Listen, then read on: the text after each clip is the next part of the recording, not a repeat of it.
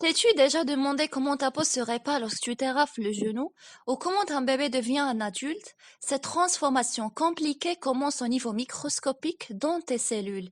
Les cellules sont des êtres vivants. Elles remplissent des fonctions vitales pendant qu'elles sont vivantes et elles finissent par se décomposer et mourir. Donc, d'où viennent les cellules? Les cellules sont créées par division cellulaire. La mitose joue un rôle important dans ce processus. La mitose permet de créer des copies identiques des cellules.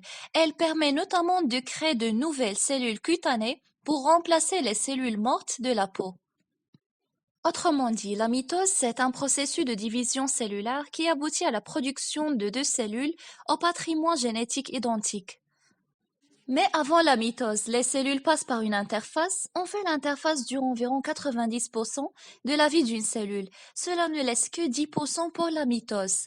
L'interface comprend trois faces, G1, S et G2. À la phase G1, la cellule se prépare pour sa division en augmentant sa masse. Pendant la phase S, la cellule condense plus d'ADN. Et pendant la phase G2, la cellule condense les protéines pendant qu'elle poursuit sa croissance. Et nous allons voir les étapes de la mitose. Une fois l'interface terminée, la cellule est prête à passer par les quatre étapes de la mitose. La prophase est la première étape de la mitose. Le noyau de la cellule est toujours là, mais le nucléole disparaît. Le nucléole, entre parenthèses, c'est l'enveloppe qui contient le matériel génétique à l'intérieur du noyau. Les centrioles et les microtubules constituent les centromères. On a la deuxième étape, la métaphase. Lorsque la métaphase commence, la membrane du noyau se désagrège. Le fuseau mitotique se forme complètement et se fixe au centromère des chromosomes. À la fin de cette phase, les fuseaux attirent les chromosomes au milieu de la cellule. Cette zone s'appelle la plaque équatoriale.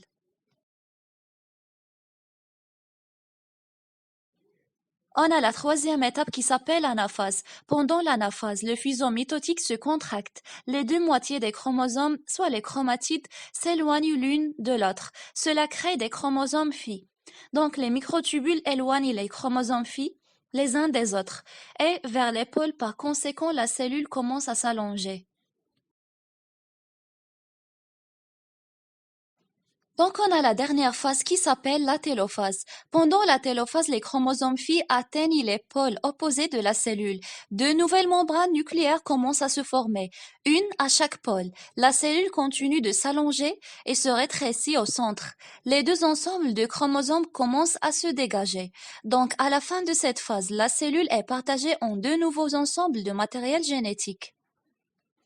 Et donc finalement, on a la cellule qui se divise en deux cellules filles identiques, chacune avec son propre noyau et son cytoplasme.